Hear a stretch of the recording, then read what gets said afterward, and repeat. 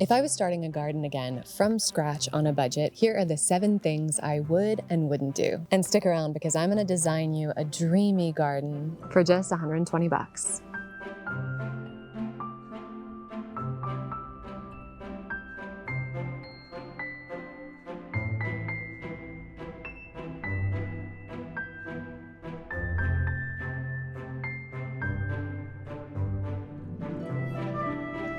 If you ask any garden designer or landscaper what planting you should start with, most likely they're going to say your structural plants and your evergreens. And this is great advice because then you get them in the ground, they have ample time to kind of settle in, let their roots establish, and that way you can build your whole garden around these larger pieces. However, if you're on a budget, you can very easily splash out your entire budget on just one evergreen. You know, depending on the size, the variety, and where you are, where you're located, you can spend anywhere between $100 and $400. I've even seen $700 for these really beautiful evergreen structures.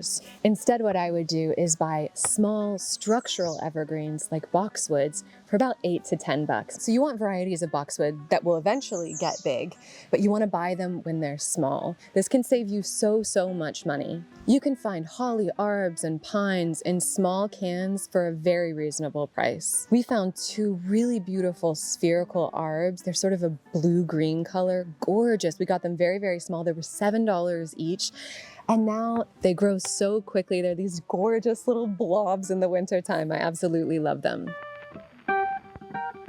I highly recommend that you spend your money on large perennials first. The ones that grow very large and impressive in the first year, which will be possible since you've started small with evergreens, shrubs, and other expensive things to offset costs. And I think with anything in life, when you're first starting out, when you're a beginner, you want these little wins. You want these things that make you feel like there's momentum.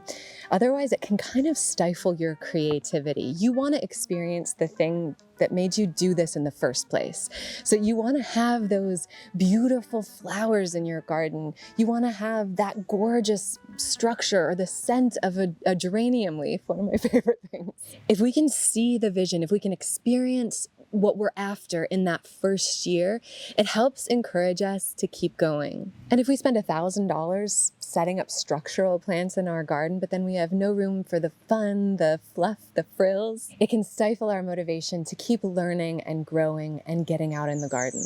Instead, honestly, I would focus on instant impact for those first few years. Fill it in with big perennials and vigorous spreaders and growers like Baptisia, hardy geraniums, hostas, echinacea, Joe Pyeweed, dinner plate hibiscus. The main tip here is just to mitigate the big blank space, which can often feel very overwhelming as a new gardener. If you just have this blank rectangle of lawn to work with, it can feel sort of intimidating when you don't have a lot of things. So you want to be able to fill that space in your garden up very quickly within the first few years. And the biggest part of this tip is to start your perennials from seed. I would definitely go with varieties that are really easy to grow from seed if you're a beginner. Start with echinacea, start with lupins. Those 2 are very easy for beginners. It's so helpful to have a rough garden plan in mind. Now, this doesn't have to be fancy, it doesn't have to be elaborate, but if you have a long-term vision, then you'll know how and where to use those smaller evergreens and generally where to get started. I have a very helpful tip about hardscape. It might be the most helpful tip in this video and also potentially the most controversial. I have that later in the video. But have an idea in mind of what garden moments you want to capture. For example, you've always dreamed of having a garden bench surrounded by fragrant flowers, or you envision yourself walking through an archway of beautiful, vibrant, tumbling roses, or you love the look of a meandering garden path, or a white picket fence with blooms peeking out, or a hedge of lavender. I mean, it can be anything, but having those basic things in mind can help you design a basic framework for your space. So I would draw a rough outline of your space, plunk in those vital elements for you where they feel like they would fit in the best, and then connect and incorporate garden beds and paths throughout in your sketch. This way you can better place those small evergreens and your perennials, knowing the general trajectory of your garden dreams. But you know what? Don't fret, because I have moved fully grown boxwoods and they are thriving. So nothing is permanent. Everything is flowing. It's all okay. It's gonna be okay. And with that in mind, like, this process is fluid. You're going to move things. Things are going to move. That's actually part of keeping everything healthy, is to move things. You're going to change as a gardener. As you grow and as you learn, things are going to evolve. So over the first few years of your gardening experience, it's really, really helpful not to have anything permanent, not to have those permanent structures that you put in, that evergreen structure that you've placed in there that you spent $200 on. Oh, I have to move that. Oh no. Because you want to have the ability to change and grow. That's just part of it. And you will make mistakes, and that's perfectly fine. That's a sort of a bonus tip, is that you're going to make mistakes, and that doesn't make you a bad gardener. That makes you a gardener. I really believe that there should be freedom in the process. So just have fun with it. Don't be too serious about your garden. And then the next tip number 4, fill in with annuals, with big, reliable annuals. Things like hollyhocks, cosmos, zinnias, things that are going to get big and bold and flower packed from the word go. Think sunflowers, bachelor's buttons, climbers like morning glory and nasturtiums. You know, if you're just getting started, you want to start easy. These flowers that I just mentioned, they're gorgeous and they will thrive in almost any garden, and they cost between $1 to $3 for about 50 seeds. That's 50 plants for just a couple of bucks. And it's a huge impact. But if you love buying annuals from your local garden center, that's fabulous. I would suggest that you choose big plants with lots of bloom power that bloom throughout the entire season. Things like play in the blue salvia, they work in every growing zone in the US that I've experienced. You know, I would probably experiment with some dahlias. Those are so fun, cut and come again, so you can just have blooms from midsummer all the way through the frost. And they grow huge and produce buckets of flowers. But I would rely heavily on these more affordable annuals that have a lot of flower power. The next thing I would do, if I was starting a garden from scratch, is I would focus on perennials that are easy to divide. This way you can get 20 plants for the price of 1. So things that are really easy for us to divide here are irises. Oh my gosh, 1 iris plant gives us 50, 60, 70, 100 irises. I mean, it's crazy how quickly they spread. Daylilies, hardy geraniums, the spessart geranium. We only bought 1, I think, and we've got our whole garden spread throughout with spessart geraniums, all from that, I think it was 1 or 2 plants. Nepeta is another really easy one to divide, and it's happier because of that. That's the beauty of these plants. Perennials, they want to be divided. Like I talked about the fluidity of the garden, these things want to be divided for the health of the plant, keeps them healthy. Now, you don't want to do this until about the 3rd year. I probably wouldn't divide anything sooner than that. Although, to be honest, I have. I've bought plants and then divided them right out of the can. And they're doing great. I bought some lamb's-ear and did the same. Lamb's-ear is another great perennial to start with because it gets huge, easy to divide, all of that. But things like astilbes, echinacea, hostas, brunnera, this is the beauty of planting perennials, free plants for life from a single plant. And you know, this is long-term thinking. So you can just buy maybe 2 plants that you're really drawn to at the garden center, 2 perennials. And then just know in the next few years, you can divide those and have 4 or 8 plants. And then eventually you can divide those. And then a couple years later, you can divide the mother plant again. And you can just continue to have these beautiful plants. You can divide, you can also do other forms of propagation. It's just a really powerful way of filling up your space on a budget. So this is one of those tips that most people would say that you should do first. Put in the hardscape. Put in the hardscape right away. That way you can design your garden around the hardscape. Put in the hardscape, and then from there you can decide on the plants. Then you'll know the trajectory of the garden. However, I would suggest, on a budget or not, honestly, not to put your hardscape in first. Controversy. But I would suggest instead that you live with it for a while. See what the natural trajectory is that you walk through in the morning. Where does your dog love to run? Where do your kids love to play? What is the sunniest spot at the perfect time of day that you're home and that you can enjoy? I would definitely have maybe a little cheap bistro set with some chairs, foldable chairs. Like we got ours for not very much money. And you could just have something like that or some chairs from inside and just put them around the garden, maybe some beach chairs, and see what feels best. What's a nice space for you to enjoy? Is there a particular area that's really buggy? Is there a particular area that's really muggy and hot? Is there another area that's shadier and cooler that in the morning is really sunny, so you thought at first it might be a sunspot? Just experience your garden, experience the way that you move and play and live in your garden. You know, hardscape is expensive and it's also hard to change. So let your garden guide you first. Don't pour your path, don't put in that perfect garden arch, don't plop in a flower shed, don't splurge on a patio set. Put the structures in down the line when you know your space and when you have the budget. Like your large evergreens, hardscape is more permanent. So you want to know how you'll use your space before you commit to it. You want to know how your garden functions for you, because it's there to function for you and with you. And you'll only know that once you're in your space, gardening in it, enjoying it, and living in it. And tip number 7, put in temporary structures. So the first few years, instead of doing those permanent structures, I would put in temporary structures. Things that give you a general sense of what you want without splashing out on them. So when we first moved in, I knew that I wanted certain things. Like I had those little garden moments in mind. I knew that I wanted an arch that had clematis growing on it, morning glory growing up it, those beautiful blue trumpets of flower. I knew that I wanted a rose arbor with beautiful roses and more clematis and more morning glory spilling out over it. So we built all of those structures just from stuff we had on the property. Very Robinson Crusoe.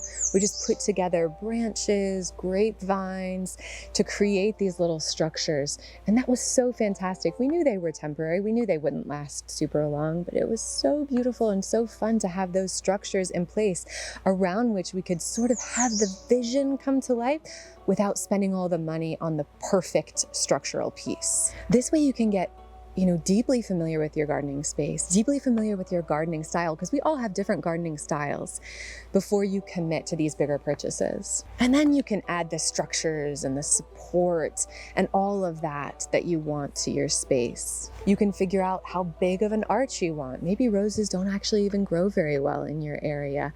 Maybe you've decided that you want to do more of a tropical garden, or maybe you've decided that you want to do prairie style planting.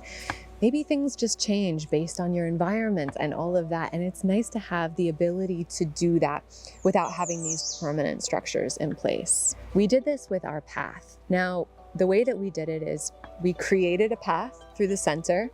It's changed a little bit over time. We extended the garden about 50 feet into the driveway.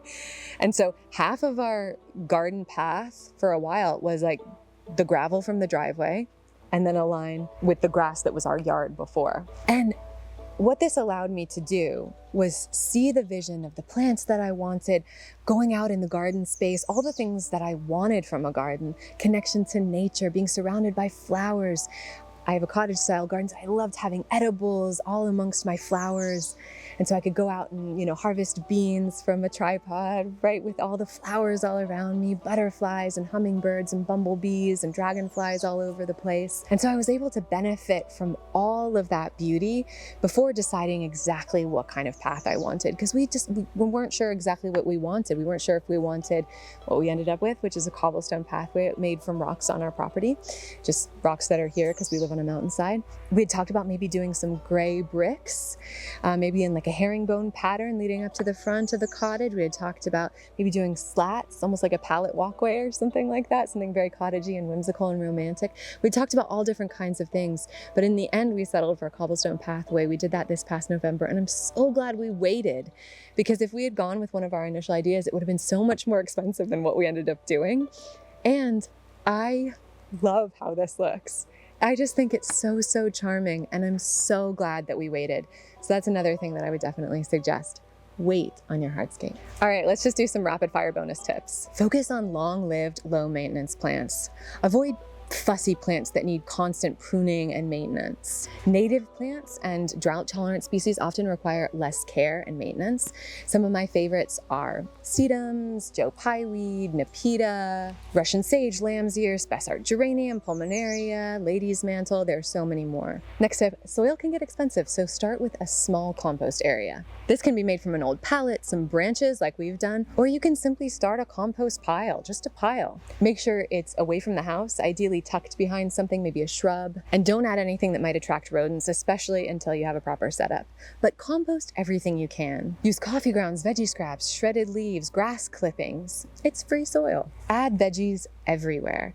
They're easy to start from seed, and they do all their growing in the first year, so they really pack a punch. That's the beauty of a cottage garden. You know, you can add strawberries as a ground cover. You can add those beautiful rosettes of purple cabbage all along your walkway. Use your kale as a structural plume of purple or blue-green edible foliage. Beans or peas on homemade tripods. They have beautiful flowers in those gorgeous edible pods. Eggplants have beautiful purple flowers. Peppers, tomatoes, lettuce, gosh, so much more. Next tip, free chip drop. I think it's getchipdrop.com, but they are, you know, your local arborists or tree surgeons who will come and drop off a bunch of wood chips for free. It helps them out because they're kind of harder to, to get rid of.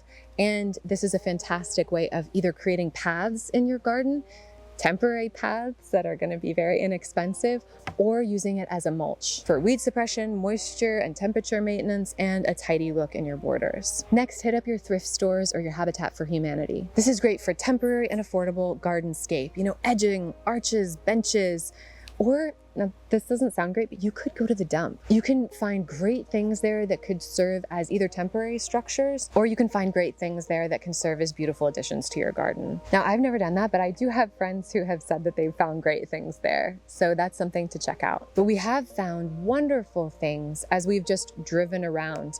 People will often just put out some things that they're getting rid of with a free sign on them. Now check them for bugs. You don't want to bring home any bed bugs or anything like that. But that's a fantastic way of getting some. Tag sales or yard sales, garage sales are another great way of just getting some affordable things for your garden. People are getting rid of so many things, even tomato cages and stakes, which can add up and put a dent in your gardening budget. And it's just a great way to build up your beginner gardenscape. And finally, turn to your community. This is a great one. You can turn to them for resources, to borrow tools, to see if they will let you divide or take a cutting from one of their plants, ideally in the spring or the fall. If you see your gardener out gardening, maybe ask them, hey, what's your favorite plant for blooms in this area? Or what's the thing that performs the best at this time of year? Or what's your favorite thing for season-long blooms? Or what's your favorite thing for winter interest here? And most areas will have some kind of community gardening project, whether that's a garden club or a local volunteer group. Some great resources to find out more about these are public libraries, community centers, universities, local TV and radio stations. They will have all kinds of info about community gardening events.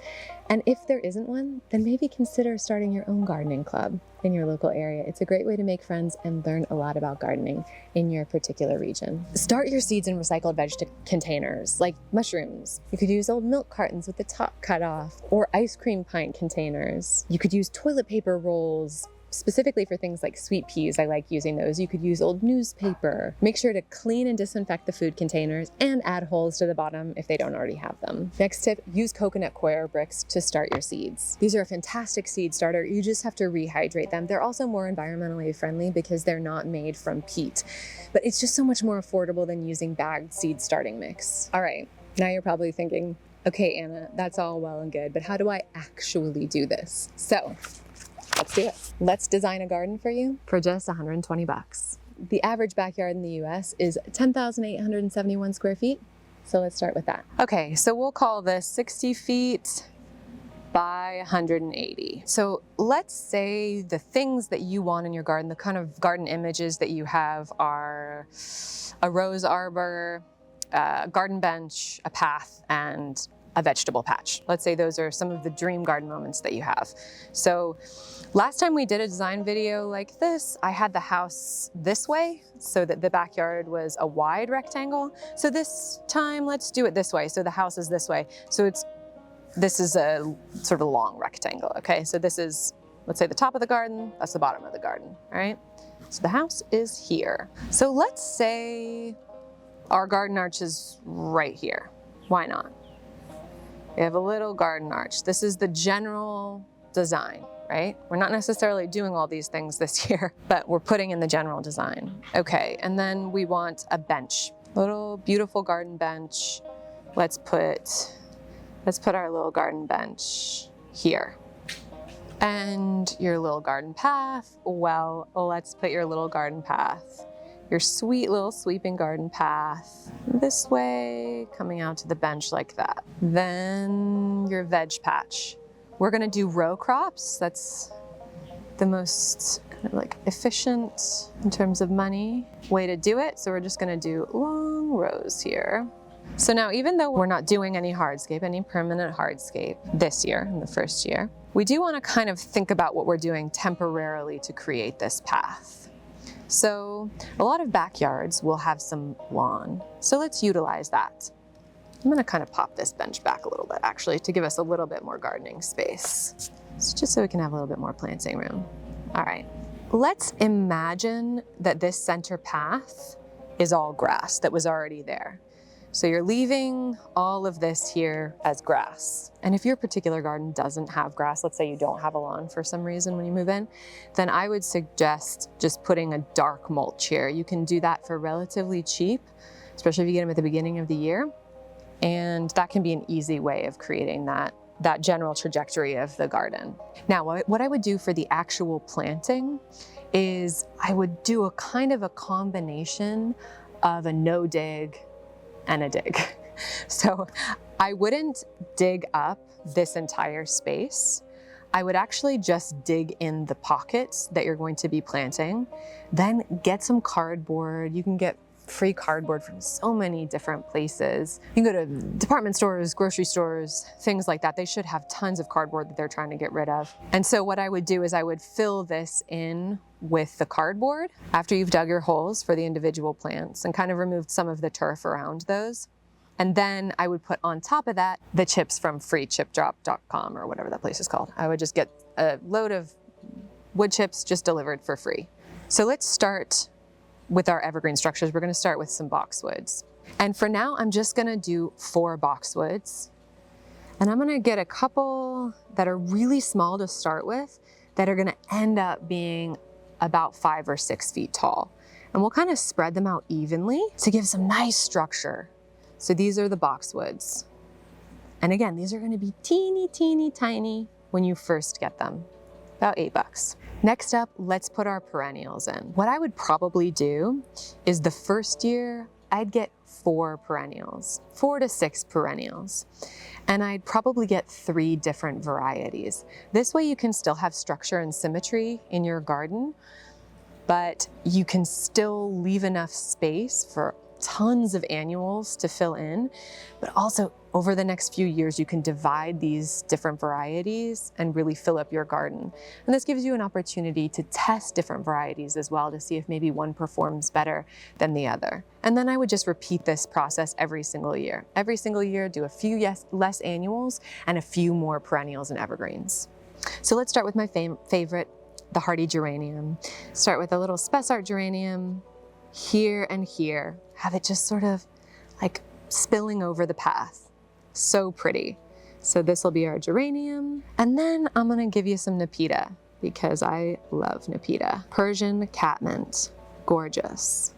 So get a couple of those for $8. Geraniums get huge. Nepeta can get huge if you get the right variety. So just check the plant tag for how wide they get, because you want to take up as much space as you can in this first year so that you can really see your vision come to life. Now we could stop there, or on either side of the bench, you could put some astilbes. Just thinking of great spreaders, things that are easy to divide, things that are beautiful and have either constant flower power or foliage interest, or they bloom at different times. Like the geranium's gonna bloom in the spring, Nepeta's gonna bloom all season long, and the astilbes are gonna bloom a little bit later, typically.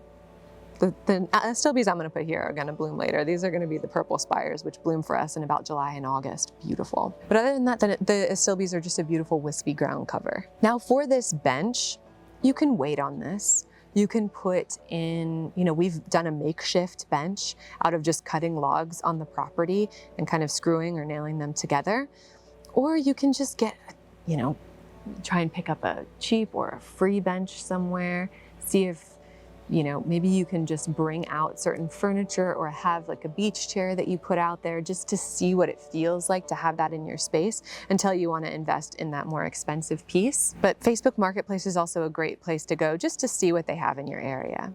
And for this rose arbor, I would either make it out of branches or things from your property like we did, or you can use a ranch panel. You can get those for $22 from Home Depot. Just take the ranch panel and kind of attach it, dig it into the ground on one side, dig it into the ground on the other side, and then start to grow annual climbers up it. Things like morning glory would be fantastic. You could grow cucumbers or beans or peas up it. Whatever you'd like, sweet peas would be beautiful as well. But other than that, this is kind of the general idea that we're going for. And this is going to be the most expensive, just these things here. And I'll go through the cost of everything at the end. But next up, we're going to start putting in the seeds.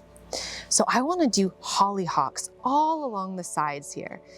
They get really big, they're reliable, they're easy to start from seed, they're beautiful, they attract hummingbirds and butterflies and all kinds of things. A pack of seeds, you can get them from Eden Brothers for $4.99. So a little bit more of an expensive seed, but you would definitely have enough to fill your entire garden with hollyhocks the first year. Filling in this whole area, you could even continue and fill in all the edges of your veggie patch as well, or the ends of your veggie patch, you could do that. But now let's add in our perennials from seeds. So the hollyhock is a biennial, but if you plant it in an area, very likely it's gonna self-seed and it's gonna come back year on year. We've had our hollyhock coming back year after year. It's a beautiful black hollyhock. It's gorgeous. So now we want to add in some echinacea. A pack of echinacea seeds is going to cost you max $4 or $5, but you can get packs from Fairy Morse for just a couple of bucks. We're going to go really heavy on the echinacea because these seeds are easy to start and they're beautiful. And this is going to be a very affordable one. It's a butterfly and pollinator magnet. It's just going to be so fun to see so much growth and color in your garden in the first year. So definitely one, and they divide easily, they spread easily, so it's an easy one all around. So that's what I would do. Maybe we'll add one more over here. So then we have our echinacea there. That's one pack of seeds. It would go farther than that, but that's one pack of seeds. Now let's add in some cabbages. Let's go heavy on the red cabbages. So we're gonna be doing these as little rosettes that kind of draw us down the garden. They are so beautiful. It's so fun that they're edible. They get so big. Just such a fun plant. And then we're gonna fill in all the gaps with cosmos and zinnias. Easy to start, easy to maintain. Cut and come again. You'll have flowers for the entire season. You can do a succession planting of seeds if you have a really long growing season, so you can start some in the spring, then start some in midsummer, so you can have blooms all season long. So we'll just have large little patches of zinnias, cosmos. You could do foxgloves. But zinnia seeds, you can get zinnias for $1.96 at Walmart. Just filling in all of the blank spaces with your zinnias and cosmos. And you can, if you're in an area where your seeds happily grow if you put them in the ground, if you don't have too many, pests that are gonna eat your stuff like we do here. We can't direct sow or else the slugs will eat everything. But if you are lucky enough to live in an area where you can do that, then you could just sow these and you don't even have to worry about any seed starter. And so let's say you have put in a structure here. Maybe you've just used some branches. Maybe you've used some tall twigs, or maybe you've used some willow, cuttings that you've used, or maybe someone that is growing bamboo. Who knows? But let's say you've got this arch here and we're growing some morning glory up it. Just start it from seed. Super easy to start from seed. Fabulous. So that's your beautiful garden right there, all situated. So this, again, all of this blank space is the wood chip from the chip drop. That's free. You have cardboard down. Hopefully you've gotten that for free.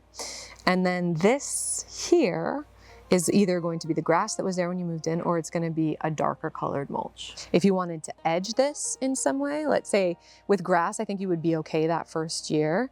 If you have if you're able to weed whack along the lines, but we use the rocks from our property. You could use, talk to a local contractor, see if they have any bricks or, broken bricks on site, or if they're getting rid of stuff, again, you could go to like a Habitat for Humanity or just check in your community if they know of anything that you could use for edging for free. We use bigger branches that have fallen down in storms. We use rocks. We've used all kinds of things. So then here now we're just doing veggies. Let's say in this first row, we've got lettuce, dill, kale, beans. So we've got some lettuce, kale, some dill, and let's say you take a couple of branches and you do some beans, or you don't even have to do pole beans if you don't want to. Let's say you don't have any branches on your property. You can just do bush beans instead of that. But there we go. This is 4 packs of seeds. That's all you need there. And all of the veggies are they're like between $1 and $2. So we'll say $2 here. And then in this row, let's say you've got peppers, marigolds, herbs, and onions. So we'll do peppers, we'll do some marigolds, we'll do some herbs, and we'll do some onions. Great. So what's that? Peppers, marigolds, herbs, onions, again, 4. And then for this last one, let's do sunflowers. Let's do some sunflowers. I want to do sunflowers on either side. So we'll do some sunflowers, get nice and tall, some beautiful height and structure. The birds are going to love those seeds if you leave the seed heads up. So we'll do some tomatoes. And again, let's say you don't want to do tomato cages, you don't have the resources, just get a small, determinate tomato. So it's just going to stay on the ground. You don't even have to worry about staking. You don't have to worry about getting a tomato cage or finding a way to trellis them. And then let's use some basil for some companion planting with your tomatoes. There we go. 1, 2, 3, 4 seeds there. So that's 12 seeds times 2. So all together here, let's count everything up. We've got $24 here. So your veg seeds here are going to be about $24, $26, something like that. Then your boxwoods are going to cost about $8. So you've got 4 of those, so that's 32. So your box. So for the perennials, $8 each. You get 6 of them. That's $48. But again, this is going to give you so many more over time. And then the rest of your seeds for your ornamental garden, you've got the hollyhocks, you've got echinacea, zinnias, cosmos, cabbages, morning glory. Let's say you can get those between $2 and $4. So you're looking at like $12 to $16 for those. So altogether, that's $120 to start a garden that's not just going to look beautiful this year, but year on year as you continue to do this. You could spend around $100 on your garden, just filling it up for the first few years, and then slowly allow your garden space to evolve through dividing and propagation. Maybe you could gather your own seeds and start to spread those. But this is a great way of getting started with a beautiful garden from scratch in the first year for not very much money at all. I'd hang out there. All right, I hope you found some helpful tips in this video. If you have any more that you think I missed, please leave those down below. Like this video if you liked it. Subscribe if you're not already, it really does help us out. And I'll see you again very soon. Until then, be well, stay curious, and may your garden always bring you home.